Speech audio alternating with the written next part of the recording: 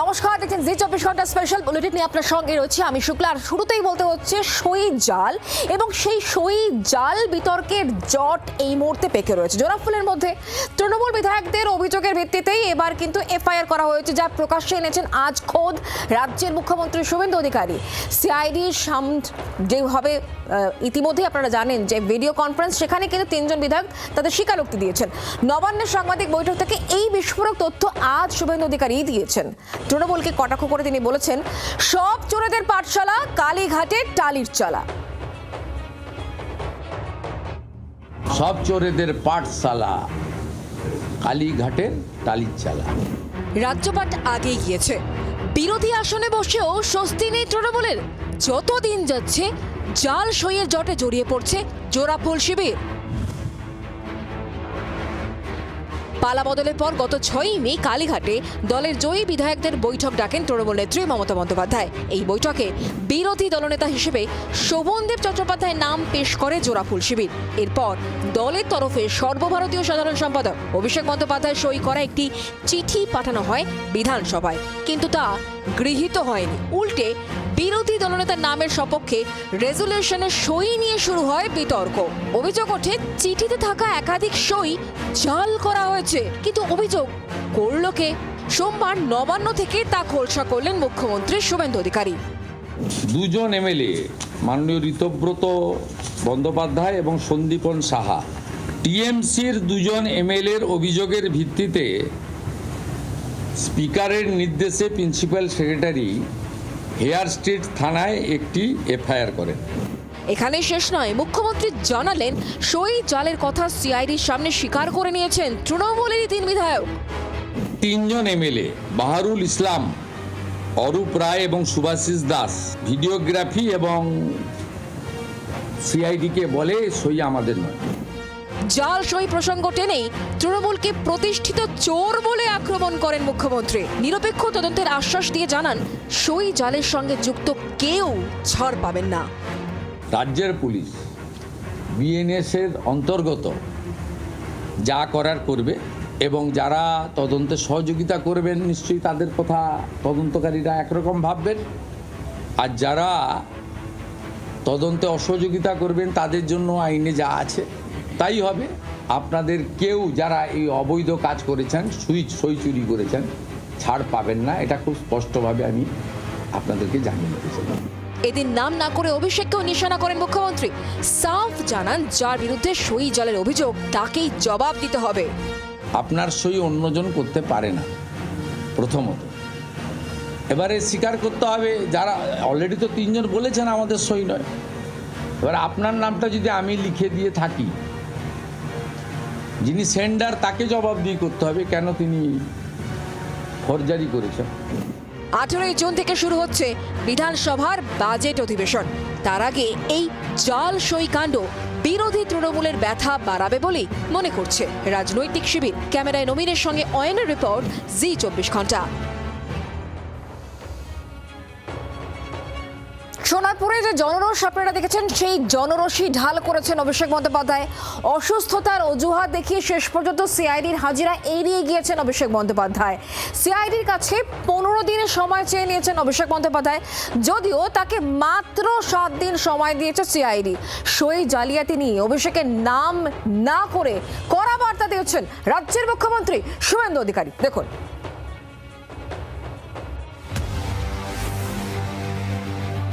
বিরোধী দলনেতা নির্বাচনে তৃণমূল বিধায়কদের সই জাল করা হয়েছে, এই অভিযোগে এফআইআর দায়ের করেছিলেন বিধানসভার সচিব। তারই তদন্তে শনিবার দুপুরে কালীঘাটের বাড়ি থেকে অভিষেকের হাতে নোটিশ ধরিয়ে আসে সিআইডি। 1 জুন অর্থাৎ সোমবার তাকে ভবানী ভবনে হাজিরা দিতে বলা হয়েছিল।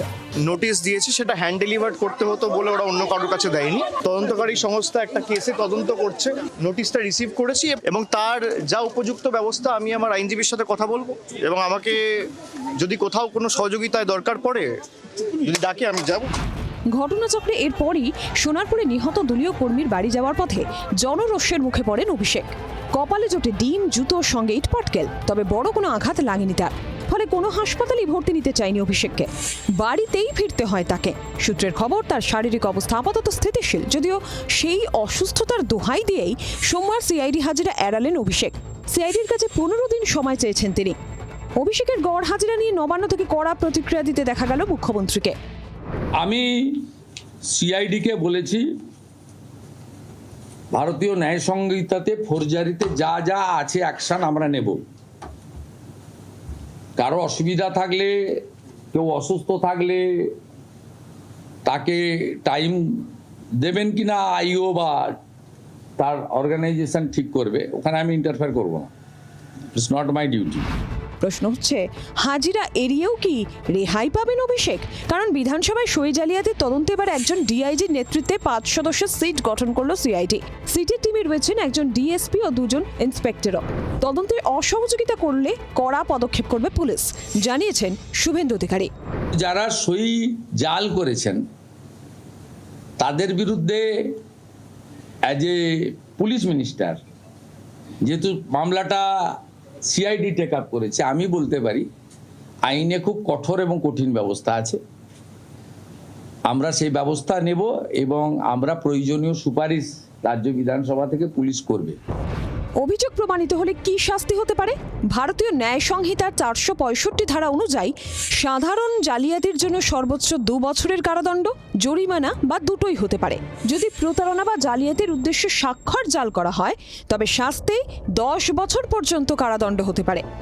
এখন দেখার এই সই জাল কাণ্ডের জল কত দূর গড়ায়। ব্যুরো রিপোর্ট, জি24 ঘন্টা। আর সেই সঙ্গে এটাও দেখতে হবে যে অভিষেক বন্দ্যোপাধ্যায় কি করেন। অভিষেক বন্দ্যোপাধ্যায়ের বাড়িতে আজকে কিন্তু সিআইডি আধিকারিকরা পৌঁছে যান। কি হলো তারপর একটু বলি। তিনি হাজিরা তো এড়ালেন, আজকে তিনি গেলেন না, তিনি অসুস্থ, এটা তিনি প্রমাণ করতে একেবারে মরিয়া। তিনি দিন 15 সময় চেয়ে নিয়েছিলেন। আজ কি হলো? আজ বিকেল 5:53 অভিষেক বন্দ্যোপাধ্যায় কালীঘাটের বাড়িতে সিআইডির একটি টিম গিয়ে পৌঁছয় এবং সেখানে তারা অপেক্ষাও করতে থাকেন। দীর্ঘ সময় অপেক্ষার পর বাড়ির ভেতর থেকে জনৈক অয়ন বলে এক ব্যক্তি তিনি বেরিয়ে এসে জানান অভিষেক বন্দ্যোপাধ্যায় অসুস্থ, তিনি আজ আর বেরোতে পারবেন না, আগামীকাল সিআইডির এই টিমকে আসতে বলা হয়। এবং তারপর সিআইডি একটি নোটিশ ধরায় এই অয়ন নামের ব্যক্তিকে। তিনি ভেতরে গিয়ে অভিষেক বন্দ্যোপাধ্যায়কে দিয়ে সেই নোটিশ সই করিয়ে এনেছেন। আগামী সোমবার, যেমনটা এখনো পর্যন্ত আমরা খবর পাচ্ছি, আগামী সোমবার দুপুর 12টায় ফের অভিষেক বন্দ্যোপাধ্যায়কে তলব করা হয়েছে। অর্থাৎ আজকে ছিল তার হাজিরার ডেট, তিনি এড়িয়ে গেলেন কারণ সোনারপুরে ঘটনা, তিনি অসুস্থ হয়েছেন, দিন 15 তিনি সময় চেয়ে নেন। এরপরে অভিষেক বন্দ্যোপাধ্যায় বাড়িতে সিআইডি টিম পৌঁছে যায় এবং অয়ন নামে এক ব্যক্তির সঙ্গে তাদের কথাবার্তা হয়। অভিষেক বন্দ্যোপাধ্যায়কে দিয়ে নোটিশ সাইন করিয়ে নিয়ে আসা হয়েছে এবং নেক্সট ডেট কি? আগামী সোমবার। আগামী সোমবার দিন অভিষেক বন্দ্যোপাধ্যায় কিন্তু হাজির হতেই হবে, এটা সিআইডি তরফ থেকে উল্লেখ করে দেওয়া হয়েছে।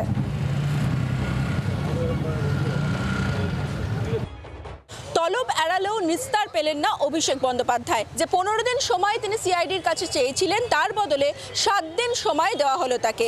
আজকে সোমবার একেবারে দেখা গেল অভিষেক বন্দ্যোপাধ্যায়কে সকালে সিআইডির তরফে তলব করা হয়েছিল, কিন্তু সেই সমন তিনি এড়ান শারীরিক অসুস্থতার কারণ দেখিয়ে। এবং তারপর আজ বিকেলে কিছুক্ষণ আগে সিআইডির টিম যখন এসে পৌঁছন অভিষেক বন্দ্যোপাধ্যায়ের বাড়ির সামনে, এই গেটেই প্রায় 30 মিনিট ধরে দাঁড়িয়ে থাকতে হয় সিআইডি আধিকারিকদের। এবং তারপর ভেতর থেকে একজন অভিষেক বন্দ্যোপাধ্যায়ের প্রতিনিধি তিনি এসে জানান যে তার শারীরিক অসুস্থতার কারণে তিনি নিচে নামতে পারবেন না। এবং সেই সময় সিআইডির তরফে যে নোটিশ আনা হয়েছিল সেই নোটিশ সেই আধিকারিকের হাতে দেওয়া হয় এবং তাকে রিসিভ করে আনতে বলা হয়। এবং যেটা যেমনটা সূত্র মারফত জানা যাচ্ছে, মূলত এই 7 দিন সময়ের জন্যই এই নোটিশ তারা দিতে এসেছিলেন। সেই নোটিশে তারা এখান থেকে রিসিভ করিয়ে নিয়ে গিয়েছেন। অর্থাৎ অভিষেক বন্দ্যোপাধ্যায় এই যে বিধানসভা সইজাল কাণ্ডে যে 15 দিনের সময় চেয়েছিলেন তার বদলে তাকে 7 দিন সময় দেওয়া হলো। 8 তারিখে তাকে ফের তলব করা হয়েছে। এখন দেখার বিষয় 8 তারিখে তিনি যান কিনা। ক্যামেরায় মনোজের সঙ্গে রক্তিমা দাস, জি24 ঘন্টা, কলকাতা।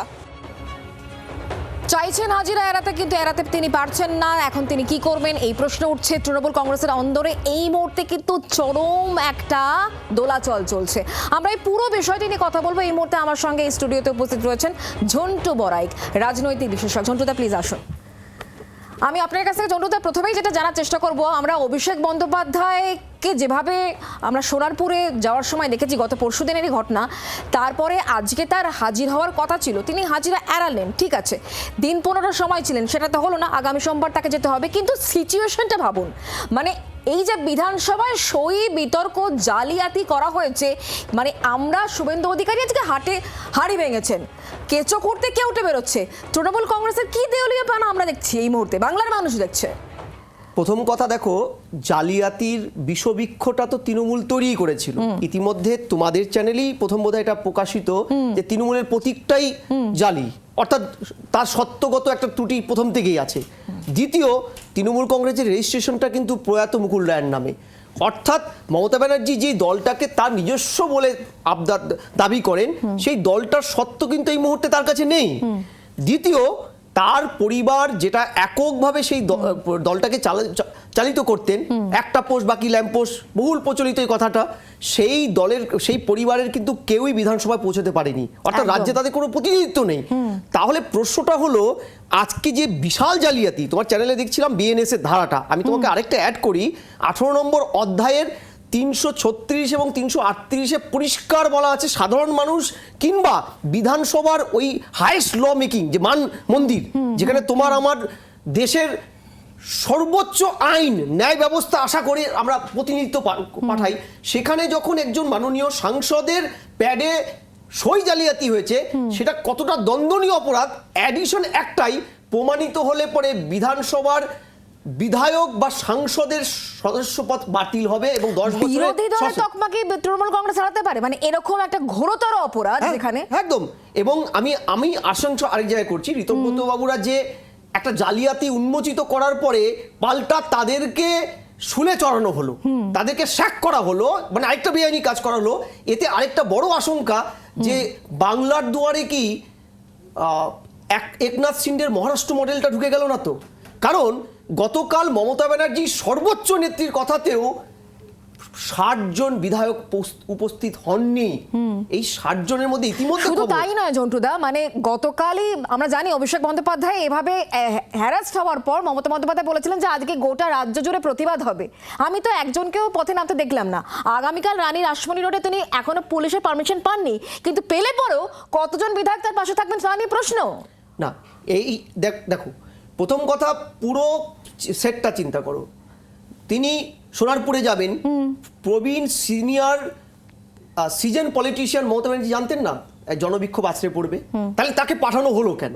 দ্বিতীয়, যারা যারা তোমার চ্যানেলেও দেখানো হয়েছে প্রাক্তন লাভলি মৈত্র বিধায়ক, তাদের লোকজন এটা করেছে, অর্থাৎ কোথাও কি একটা দলটা ভরাডুবির অবস্থায় ঘুরে দাঁড়ানোর জন্য এই ভিকটিম তাসটা প্লে করা হলো কল্যাণ ব্যানার্জি পরের দিন, কিন্তু তাতেও যে ফলটা এলো না, কারণ এটার আরেকটা অ্যাসপেক্ট আছে। অভিষেক ব্যানার্জি কি বুঝতে পেরেছিল যে আগামীকাল তাকে সই জালিয়াতির মতো গুরুতর অপরাধে সিআইডি ডাকবে? সেখানটা হাজির আনানোর জন্য কোনো একটা যদি মেডিকেল সার্টিফিকেট বের করা যেত, পরিকল্পিত চিত্রনাট্য। একদম একদম। এবং আরেকটা জিনিস দেখো, একাধিক ইস্যুতে কিন্তু অভিষেক ব্যানার্জি লাস্ট 5 বছরে একটা হাইকোর্ট বা সুপ্রিম কোর্টের রক্ষা কবচে আছে। তুমি leaps and bounds, serious offence, জেলে যাবে, এই মুহূর্তে সুপ্রিম কোর্ট বা হাইকোর্টে তিনি চলে গেছেন, কপিল সিব্বল বা মনু সিংভির হাত ধরে তিনি বেঁচেছেন। এই জায়গায় 15 দিন যদি বেশি টাইম বা 20 দিন টাইম নিয়ে নেয়, যদি কোনোভাবে বিকাশ রঞ্জন বাবুদের মতন কোনো একজন মানুষের মাধ্যমে আরেকটা রক্ষা কবচ পাওয়া যায়, ইতিমধ্যে তিনি হাইকোর্টে মুভ করেছেন, এই ইস্যুতে হাইকোর্টে মুভ করেছেন। অলদো এত বড় আক্রমণ করার পরেও কিন্তু মমতা ব্যানার্জির দল একটা এফআইআর করেনি কিন্তু। দ্বিতীয়, তার স্ত্রী তার বোনের অর্থাৎ অভিষেক বাবুর শালীর পথ ধরে, মেনকা গম্ভীরের পথ ধরে হাইকোর্টে অ্যাপিল করেছে তাকে বিদেশে যেতে দেওয়া হোক। অর্থাৎ টোটাল চিত্রনাট্যটা একটা time killing and heroic part হওয়া, অর্থাৎ বাড়তি অক্সিজেন পাওয়া, এর পুরো পার্ট। কিন্তু শেষ অঙ্কে যেখানে দাঁড়াচ্ছে, এই ঋতব্রত বাবুরাই কি দলের নতুন প্রফর্মায় আরেকটি নতুন নব্য তৃণমূল করতে চলেছে এই ব্যানারে? সেটা তো সময়ের অপেক্ষা। তবে তার আগে প্রবীণ রাজনীতিক রাজ্যের মুখ্যমন্ত্রীও বটে, তিনি কিন্তু অনেকটা আন্দাজ করে ফেলেছেন। দীর্ঘদিনের রাজনীতিক, তিনি বলছেন যে উঠেই তো যাচ্ছে তৃণমূল কংগ্রেস, কর্মসূচির জন্য কোনো লোকই পাওয়া যাচ্ছে না। জোড়াফুল ভেঙে যখন খান খান হওয়ার উপক্রম, ঠিক তার আগে বিরোধী দলনেতা তিনি তার ভবিষ্যৎবাণী, মানে তৃণমূল কংগ্রেসের ভবিষ্যৎবাণী করে ফেলছেন। এবং জনগণের উদ্দেশ্যে তিনি কি বলছেন, যে এমন কোনো কিছু করবেন না যাতে তৃণমূল কংগ্রেস সস্তার প্রচার পেয়ে যায়। অর্থাৎ সোনারপুর কাণ্ডের প্রেক্ষিতে মুখ্যমন্ত্রীর আজকের এই মন্তব্য যথেষ্ট তাৎপর্যপূর্ণ। দেখাই আসুন। এখন উঠে গেছে পার্টিটা উঠে গেছে। সোমবার নবান্নে মুখ্যমন্ত্রী যখন সাংবাদিক বৈঠক করছেন তখনও পর্যন্ত ভেঙে খান খান হয়নি তৃণমূল। তখনও মমতা বন্দ্যোপাধ্যায়ের হাতে গড়া দল ভেঙে বেরিয়ে যাননি কয়েক ডজন বিধায়ক।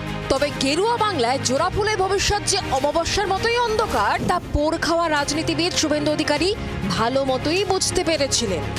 পার্টিটা উঠে গেছে। আমি তো কোনোদিন দেখিনি প্রতিদ্বন্দ্বী প্রার্থী ভোটের আগেই বলছেন যে আমি লড়বো না।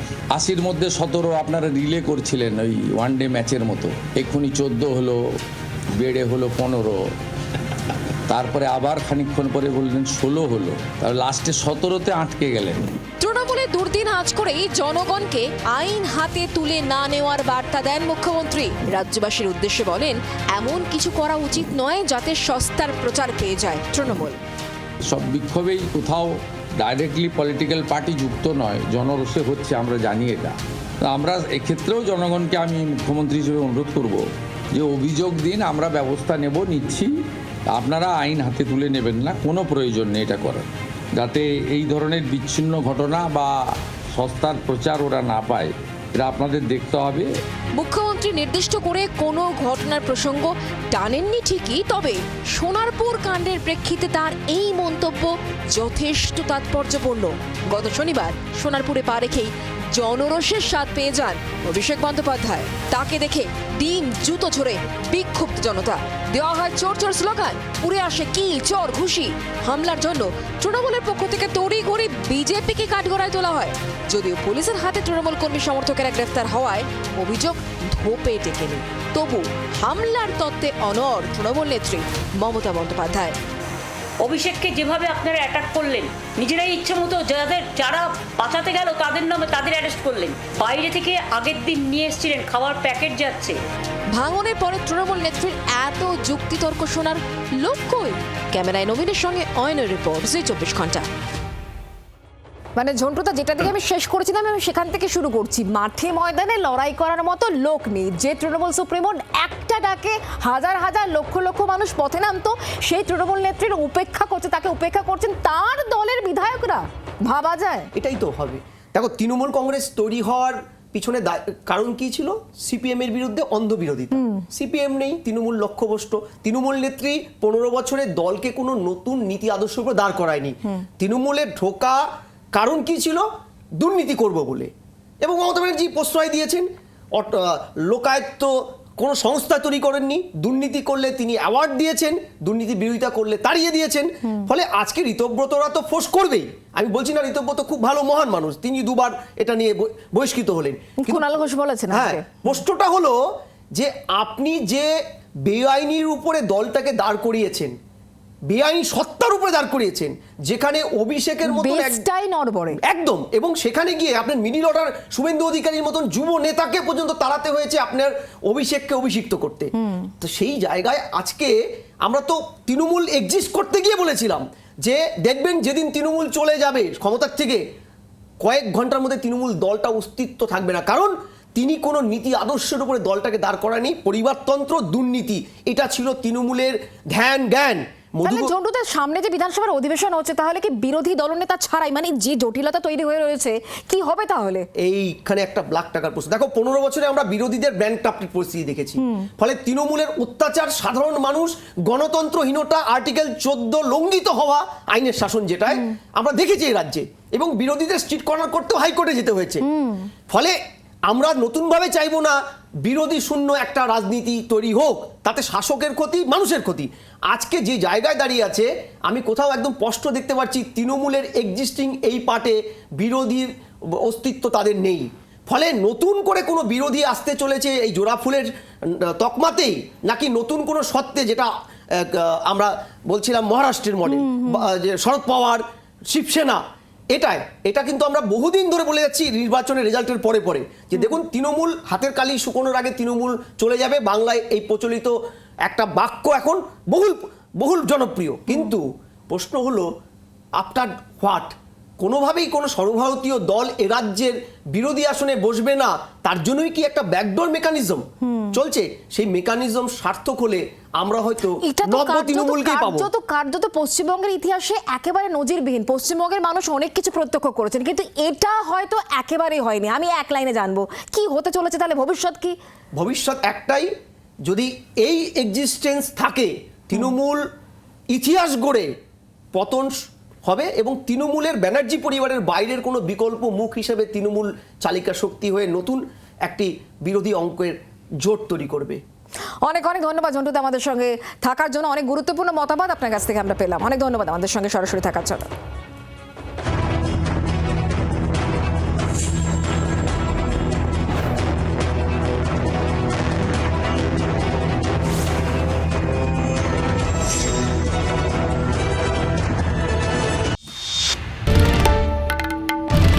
বাংলার আওয়াজ, বাঙালির আবেগ, জি 24 ঘন্টা।